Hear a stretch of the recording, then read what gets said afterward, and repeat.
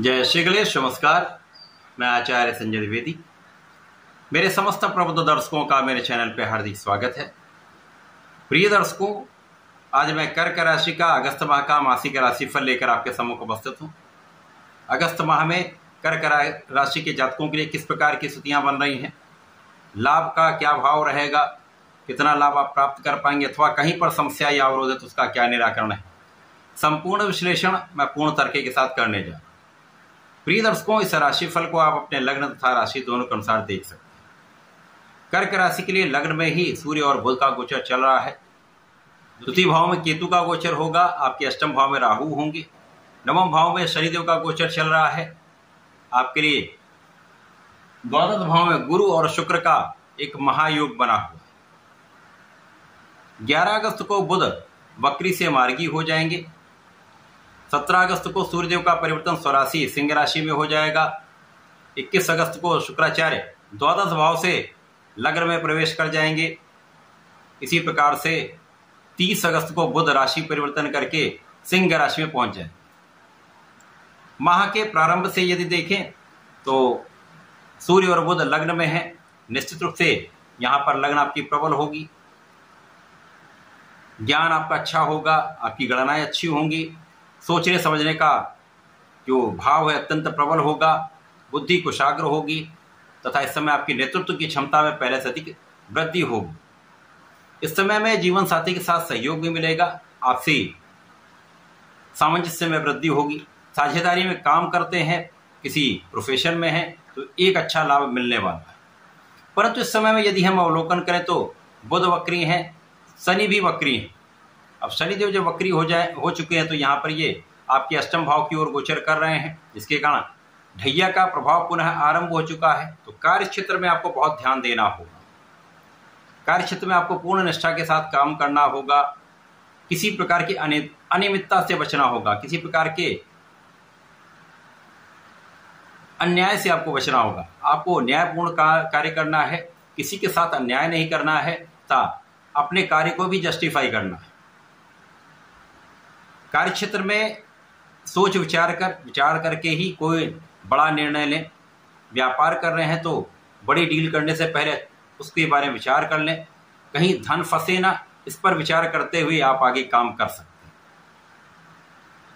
इस समय में आपके परिश्रम का भाव तो अच्छा रहेगा, आप परिश्रमी रहेंगे। तो यदि आप परिश्रम करते रहते हैं, कहीं पर लापरवाही नहीं करते, तो आपके काम में नियमितता बनी रहेगी। तो जब आप नियमित रूप से अपने काम में लगे रहते हैं तो धन का निरंतर आगमन होता रहता है। तो धन के आगमन बड़ी समस्या नहीं है। इस पूरे समय में गुरुदेव और शुक्राचार्य आपके 12वें भाव में है। शुक्राचार्य को कार्यकत्व प्राप्त है, गुरुदेव बृहस्पति विपरीत राजयोग। तो गुरुदेव का जो भी कार्यकत्व होता है उसमें कहीं ना कहीं निर्बलता आएगी, परंतु विपरीत राजयोग के कारण लाभ भी प्राप्त होगा।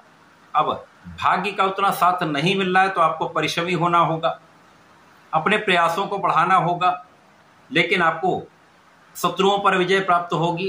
कानूनी समस्या में आप विजयी रहेंगे तथा अपने ऋण को आप चुका पाएंगे।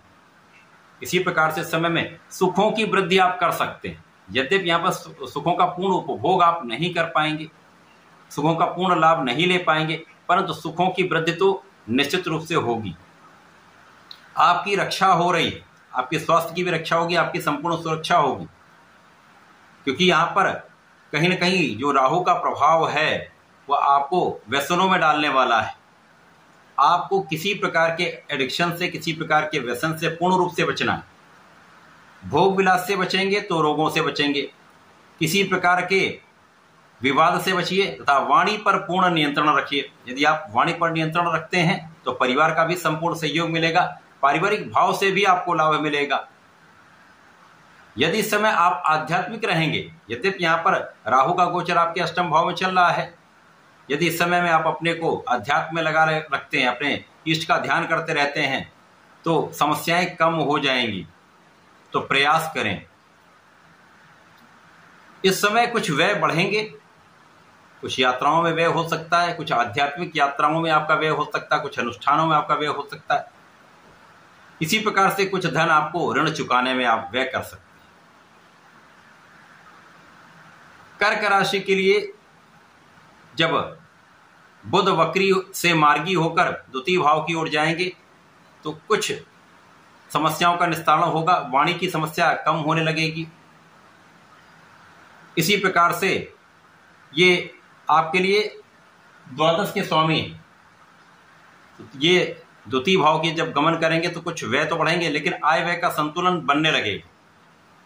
और जब सूर्य देव राशि परिवर्तन कर लेंगे और परिवर्तन करके अपने स्वयं की राशि में प्रवेश करेंगे, सिंह राशि में प्रवेश करेंगे, तो यहाँ पर बलवान तो होंगे परंतु ग्रहण दोष में भी होंगे।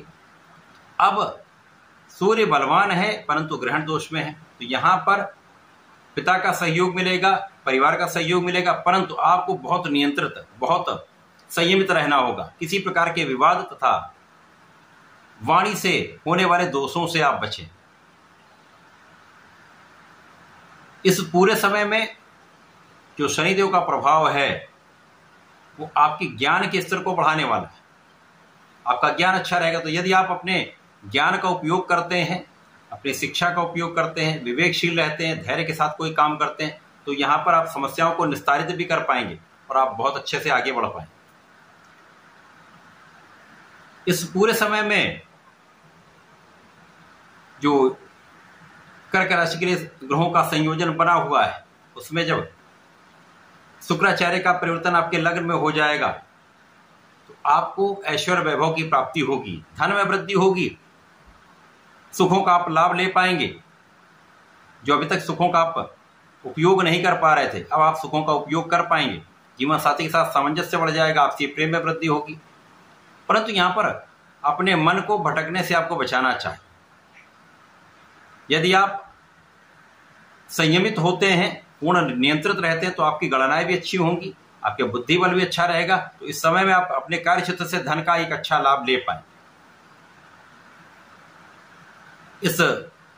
क्योंकि अब यहां पर देखें तो लग्न में शुक्राचार्य के साथ बुध का गोचर एक अच्छा योग बनाता है, धनदायक योग बनता है, और यहां पर लाभ के स्वामी शुक्राचार्य होंगे, तो कहीं ना कहीं से आपकी इनकम बढ़ती रहेगी, आपके पास धन आता रहेगा।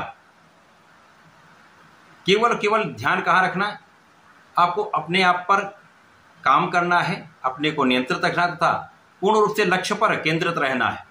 यदि आप फोकस्ड रहेंगे तो समस्याएं अपने आप सॉल्व हो जाएं। जब 30 अगस्त को बुध द्वितीय भाव में चले जाएंगे, बुधादित्य योग बनेगा, धन भाव का बुधादित्य योग है, तो आय व्यय का संतुलन बनेगा, परंतु धन का आप संचय नहीं कर पाए, धन को आप बचा नहीं पाए। तो यहां पर आपको ध्यान ये रखना है, धन के मैनेजमेंट पर आपको नियंत्रण रखना है, धन का मैनेजमेंट करना। परिवार के साथ भी आपको बहुत बैलेंस करके चलना होगा। अब यहां पर पराक्रम के भाव में मंगल गोचर कर रहे हैं, जो पराक्रमेश हैं अपने स्वयं के भाव में है, यद्यपि ये बुध की राशि, परंतु ये अच्छा लाभ देने वाला है। तो आपका भाग्य भी साथ देगा और शनिदेव के साथ मंगल का दृष्टि प्रभाव आपको बहुत टेक्निकल रूप से आपको बहुत योग्य बना देगा। आप यदि टेक्निकल क्षेत्र में हैं, जहां पर आपके ज्ञान का उपयोग आप कर पाते हैं, वहां पर श्रेष्ठ लाभ आपको प्राप्त होगा। तो आप इस समय पूर्ण रूप से अपना प्रयास करें, ऊर्जा का सही दिशा में उपयोग करें, इस समय में आपको सर्वश्रेष्ठ लाभ प्राप्त हो सकता है। इस पूरे समय में आपको नियमित रूप से भगवान शंकर मोचन की शरण में रहना चाहिए।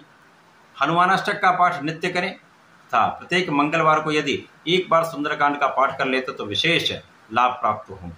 तो ऐसा करके इसका लाभ लें। धन्यवाद, नमस्कार।